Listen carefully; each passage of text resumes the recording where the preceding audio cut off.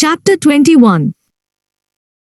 The Gathering Storm 1927 to 1929. In the years following the end of the non-cooperation movement in 1922, the torch of nationalism had been kept alive by the Gandhian constructive workers who dug their roots deep into village soul, by the Swarajists who kept the government on its toes in the legislatures, by the Koya tribal in Andhra who heroically fought the armed might of the colonial state under the leadership of Ramchandra Raju from 1922 to 24, by the Akalis in Punjab, by the Satyagrahis who flocked to defend the honor of the national flag in Nagpur in 1923, and countless others who engaged themselves in organizational, ideological, and agitational activities at a variety of levels. It was, however, from the latter part of 1927 that the curve of the mass anti-imperialist upsurge began to take a marked upward turn. As with the Rowlatt Bills in 1919, it was the British government that provided a catalyst and a rallying ground by an announcement on 8 November 1927 of an all-white commission to recommend whether India was ready for further constitutional progress and on which lines. Indian nationalists had for many years declared the constitutional reforms of 1919 as inadequate and had been clamoring for an early reconsideration of the constitutional question. But the government had been adamant that the declared period of 10 years must lapse before fresh proposals were considered. In 1927, however, the Conservative government of Britain, faced with the prospect of electoral defeat at the hands of the Labour Party, suddenly decided that it could not leave an issue which concerned the future of the British Empire in the irresponsible hands of an inexperienced Labour government, and it was thus that the Indian Statutory Commission, popularly known as the Simon Commission after its chairman, was appointed. The response in India was immediate and unanimous. That no Indian should be thought fit to serve on a body that claimed the right to decide the political future of India was an insult that no Indian of even the most moderate political opinion was willing to swallow. The call for a boycott of the commission was endorsed by the Liberal Federation led by Tez Bahadur Sapru, by the Indian Industrial and Commercial Congress, and by the Hindu Mahasabha. The Muslim League even split on the issue, Muhammad Ali Jinnah carrying the majority with him in favor of boycott. It was the Indian National Congress, however, that turned the boycott into a popular movement. The Congress had resolved on the boycott at its annual session in December 1927 at Madras, and in the prevailing excitable atmosphere, Jawaharlal Nehru had even succeeded in getting passed a snap resolution declaring complete independence as the goal of the Congress. But protest could not be confined to the passing of resolutions. As Gandhiji made clear in the issue of Young India of 12th January 1928, it is said that the independence resolution is a fitting answer. The act of appointment of the Simon Commission needs for an answer, not speeches, however heroic they may be, not declarations, however brave they may be, but corresponding action. The action began as soon as Simon and his friends landed at Bombay on 3 February 1928. That day, all the major cities and towns observed a complete hartal, and people were out on the streets participating in mass rallies, processions, and black flag demonstrations. In Madras, a major clash with the police resulted in firing and the death of one person. T. Prakasam symbolized the defiant spirit of the occasion by baring his chest before the armed policemen who tried in vain to stop him from going to the scene of the killing. Everywhere that Simon went, Calcutta, Lahore, Lucknow, Vijayawada, Pune, he was greeted by a sea of black flags carried by thousands of people. And ever new ways of defiance were being constantly invented. The youth of Pune, for example, took advantage of the fact that for a long stretch between Lonavala and Pune the road and the rail track ran within sight of each other. They climbed into a lorry and drove alongside the train that was carrying Simon and company, waving black flags at them all the way from Lonavala to Pune. In Lucknow, Khalikuzaman executed the brilliant idea of floating kites and balloons imprinted with the popular slogan "Go Back Simon" over the reception organized in Kaiserbagh by the talukdars for members of the commission. If humor and creativity was much in evidence, so too was popular anger at the manner in which the police dealt with the protesters. Lathi charges were becoming all too frequent, and even respected and senior leaders were not spared the blows. In Lucknow, Jawaharlal and Govind Ballabh Pant were beaten up by the police. But the worst incident happened in Lahore, where Lala Lajpat Rai, the hero of the extremist days and the most revered leader of Punjab, was hit on the chest by lathis on 30th October and succumbed to the injuries on 17th November 1928. It was his death that Bhagat Singh and his comrades were seeking to avenge when they killed the white police official, Saunders, in December 1928. The Simon Boycott movement provided the first taste of political action to a new generation of youth. They were the ones who played the most active role in this protest, and it was they who gave the movement its militant flavor. And although a youth movement had already begun to take shape by 1927, it was participation in the Simon agitation that gave a real fillip to the formation of youth leagues and associations all over the country. Jawaharlal Nehru and Subhas Bose emerged as the leaders of this new wave of youth and students, and they traveled from one province to another, addressing and presiding over innumerable youth conferences. The upsurge among the youth also proved a fruitful ground for the germination and spread of the new radical ideas of socialism that had begun to reach Indian shores. Jawaharlal Nehru had returned from Europe in 1927 after representing the Indian National Congress at the Brussels Congress of the League Against Imperialism. He also visited the Soviet Union and was deeply impressed by socialist ideas. It was with the youth that he first shared his evolving perspective. Although Jawaharlal Nehru's was undoubtedly the most important role, other groups and individuals too played a crucial part in the popularization of the socialist vision. Subhas Bose was one such individual, though his notion of socialism was nowhere as scientific and clear as Jawaharlal's. Among groups, the more important ones were the Naujwan Bharat Sabha in Lahore, and the small group of communists who had formed the workers and peasants parties with the specific aim of organizing workers and peasants and radicalizing the Congress from within.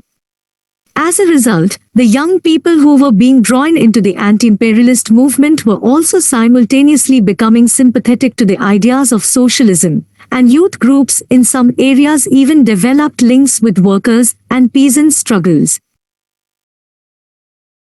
Lord Birkenhead, the Conservative Secretary of State responsible for the appointment of the Simon Commission, had constantly harped on the inability of Indians to formulate a concrete scheme of constitutional reforms which had the support of wide sections of Indian political opinion.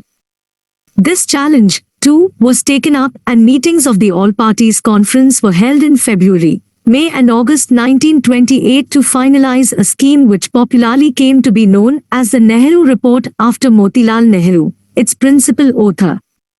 This report defined dominion status as the form of government desired by India. It also rejected the principle of separate communal electorates on which previous constitutional reforms had been based. Seats would be reserved for Muslims at the center and in provinces in which they were in a minority, but not in those where they had a numerical majority. The report also recommended universal adult suffrage, equal rights for women, freedom to form unions, and disassociation of the state from religion in any form. A section of the Muslim League had in any case dissociated itself from these deliberations, but by the end of the year it became clear that even the section led by Jinnah would not give up the demand for reservation of seats for Muslims, especially in Muslim-majority provinces. The dilemma in which Motilal Nehru and other secular leaders found themselves was not one that was easy to resolve. if they conceded more to Muslim communal opinion, then Hindu communalists would withdraw support, and if they satisfied the latter, then Muslim leaders would be estranged. In the event, no further concessions were forthcoming, and Jinnah withdrew his support to the report and went ahead to propose his famous 14 points, which were basically a reiteration of his objections to the Nehru report. Young and radical nationalists led by Jawaharlal Nehru had their own, very different, objections to the Nehru report. They were dissatisfied with its declaration of dominion status on the lines of the self-governing dominions as the basis of the future constitution of India. Their slogan was complete independence. And it was in December 1928, at the annual session of the Congress at Calcutta, that the battle was joined. Jawaharlal Nehru, Subhas Bose and Satyamurthy, backed by a large number of delegates, pressed for the acceptance of Purna Swaraj, or complete independence, as the goal of the Congress. Gandhiji, Motilal Nehru and many other older leaders felt that the national consensus achieved with such great difficulty on dominion status should not be abandoned in such haste, and a period of 2 years be given to the government for accepting this. Under pressure, the grace of period for the government was reduced to a year and, more important, the Congress decided that if the government did not accept a constitution based on dominion status by the end of the year, the Congress would not only adopt complete independence as its goal, but it would also launch a civil disobedience movement to attain that goal. A resolution embodying this proposal won over the majority of the delegates, and further amendments seeking immediate adoption of complete independence were defeated. If civil disobedience was to be launched after the end of the present year of probation and grace, as Gandhiji called it, then preparations had to begin in right earnest. Gandhiji cancelled his plans for a European tour and explained in the issue of Young India dated 31st January 1929, "I feel that I would be guilty of desertion if I now went away to Europe.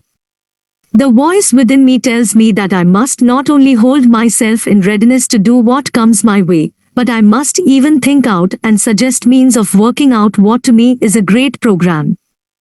Above all, I must prepare myself for next year's struggle, whatever shape it may take."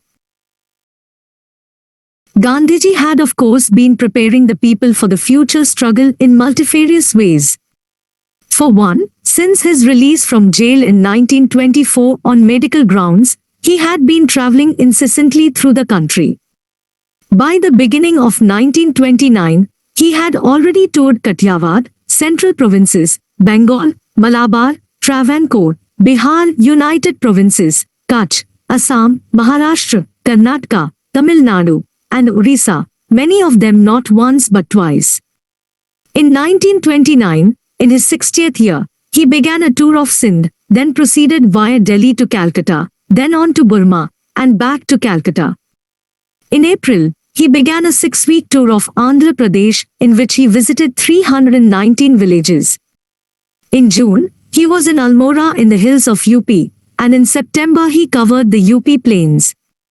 The end of the year saw him in Lahore for the annual Congress session. He had also planned a visit to Kohat in the northwest frontier province, but was refused permission by the government. The significance of these mass contact tours was expressed by Gandhiji in these words, "I travel because I fancy that the masses want to meet me. I certainly want to meet them.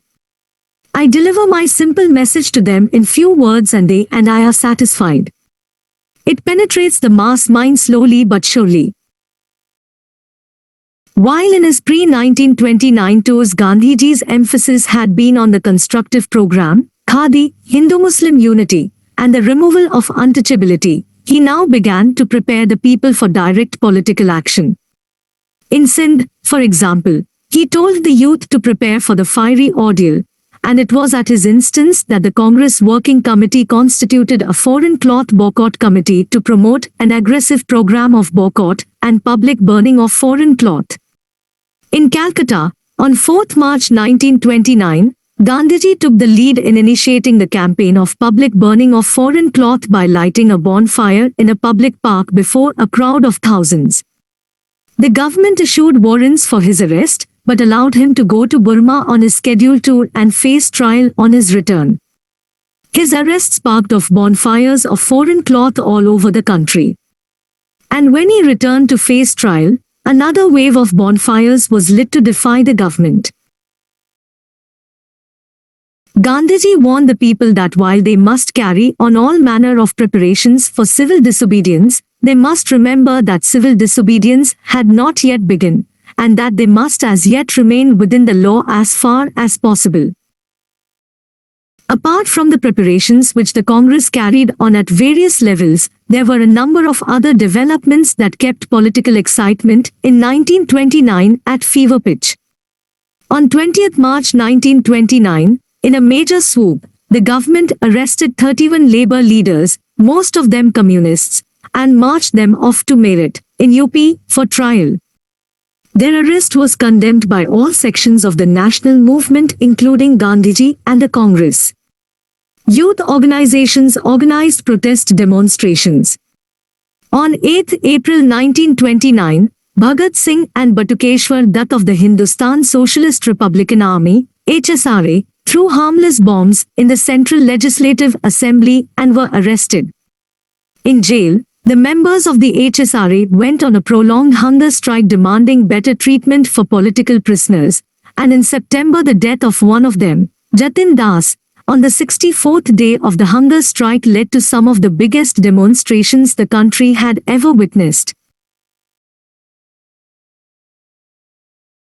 Meanwhile, in May 1929, a Labour government headed by Ramsay MacDonald took power in Britain, and Lord Irwin, the Viceroy, was called to London for consultations. The sequel was an announcement on 31st October. I am authorized on behalf of His Majesty's government to state clearly that in their judgment it is implicit in the Declaration of 1917 that the natural issue of India's progress as there contemplated is the attainment of dominion status. He also promised a round-table conference as soon as the Simon Commission submitted its report. 2 days later, a conference of major national leaders met and issued what came to be known as the Delhi Manifesto, in which they demanded that it should be made clear that the purpose of the Round-Table Conference was not to discuss when dominion status should be granted, but to formulate a scheme for its implementation. A debate in the House of Lords on 5 November 1929 on this question had already raised serious doubts about British intentions, and, finally, on 23 December Irwin himself told Gandhiji and the others that he was in no position to give the assurance they demanded. The stage of negotiations was over and the stage of confrontation was about to begin. The honor of hosting what was, perhaps, the most memorable of the Congress annual sessions went to Lahore, the capital city of Punjab, and the honor of declaring Purna Swaraj as the only honorable goal Indians could strive for went to the man who had done more than any other to popularize the idea, Jawaharlal Nehru.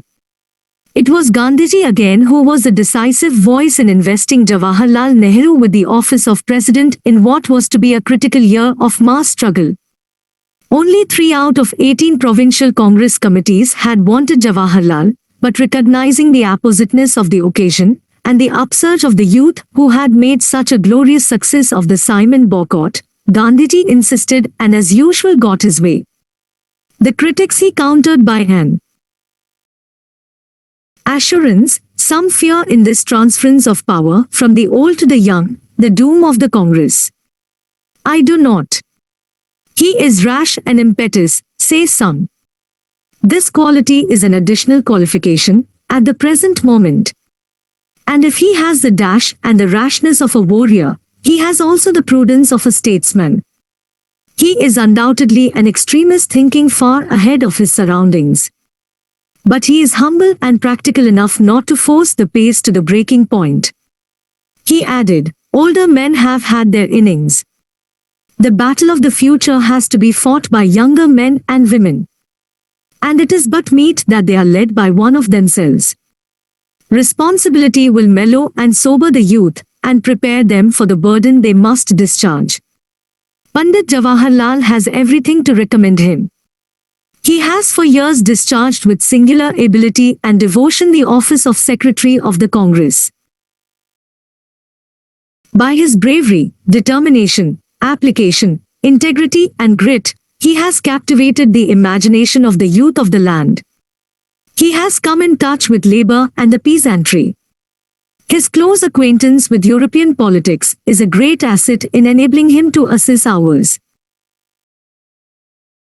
To those who argued that he should himself assume the office because of the delicate nature of the negotiations that would have to be carried out with other parties and the government, especially on the Hindu-Muslim question, he said, "So long as I retain the affection and the confidence of our people, there is not the slightest danger of my not being able without holding office to make the fullest use of such powers as I may possess. God has enabled me to affect the life of the country since 1920 without the necessity of holding office." And to the youth he said, they may take the election of Jawaharlal Nehru as a tribute to their service and as proof of the trust the nation reposes in its youth. Let them prove worthy of the trust. Jawaharlal Nehru's presidential address was a stirring call to action. We have now an open conspiracy to free this country from foreign rule, and you, comrades, and all our countrymen and countrywomen are invited to join it. Nehru also made it known that in his view liberation did not mean only throwing off the foreign yoke. I must frankly confess that I am a socialist and a republican, and am no believer in kings and princes, or in the order which produces the modern kings of industry, who have greater power over the lives and fortunes of men than even the kings of old, and whose methods are as predatory as those of the old feudal aristocracy. He also spelt out the methods of struggle. Any great movement for liberation today must necessarily be a mass movement, and mass movements must essentially be peaceful, except in times of organized revolt. And if the principal movement is a peaceful one, contemporaneous attempts at sporadic violence can only distract attention and weaken it. On the banks of the river Ravi, at midnight on 31st December 1929, the tricolour flag of Indian independence was unfurled amidst cheers and jubilation. Amidst the excitement, there was also a grim resolve, for the year to follow was to be one of hard struggle. The first task that the Congress set itself and the Indian people in the new year was that of organizing all over the country, on 26th January, public meetings at which the independence pledge would be read out and collectively affirmed. This program was a huge success, and in villages and towns, at small meetings and large ones, the pledge was read out in the local language and the national flag was hoisted. The text of the pledge bears quoting in full, "We believe that it is the inalienable right of the Indian people, as of any other people, to have freedom and to enjoy the fruits of their toil and have the necessities of life, so that they may have full opportunities of growth. We believe also that if any government deprives a people of these rights and oppresses them, the people have a further right to alter it or to abolish it. The British government in India has not only deprived the Indian people of their freedom but has based itself on the exploitation of the masses, and has ruined India economically, politically, culturally and spiritually. We believe, therefore, that India must sever the British connection and attain Purna Swaraj or complete independence. India has been ruined economically. The revenue derived from our people is out of all proportion to our income. Our average income is 7 pice, less than 2 pence, per day, and of the heavy taxes we pay, 20% are raised from the land revenue derived from the peasantry and 3% from the salt tax, which falls most heavily on the poor.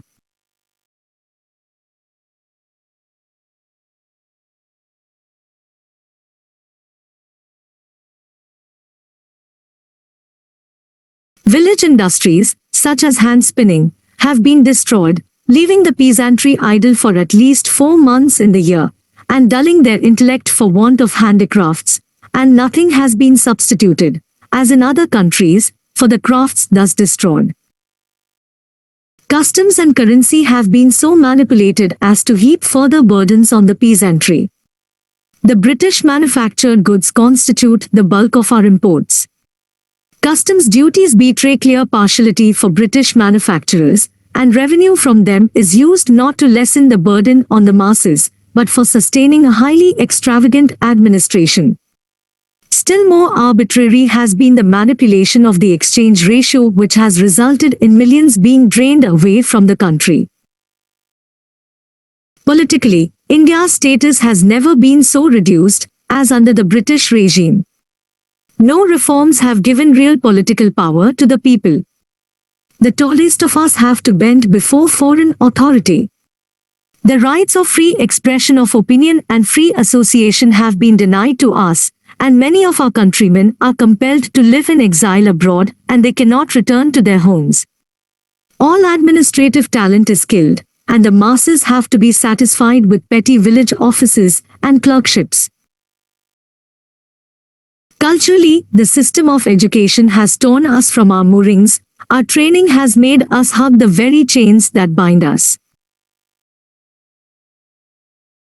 Spiritually, compulsory disarmament has made us unmanly, and the presence of an alien army of occupation, employed with deadly effect to crush in us the spirit of resistance, has made us think that we cannot look after ourselves, or put up a defense against foreign aggression, or defend our homes and families from the attacks of thieves, robbers, and miscreants.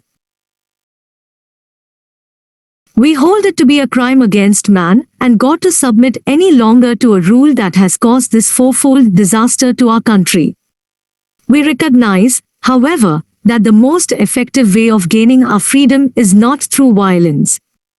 We will prepare ourselves by withdrawing, so far as we can, all voluntary association from the British government, and will prepare for civil disobedience, including non-payment of taxes. We are convinced that if we can but withdraw our voluntary help, stop payment of taxes without doing violence, even under provocation, the end of this inhuman rule is assured. We, therefore, hereby solemnly resolve to carry out the Congress instructions issued from time to time for the purpose of establishing Purna Swaraj.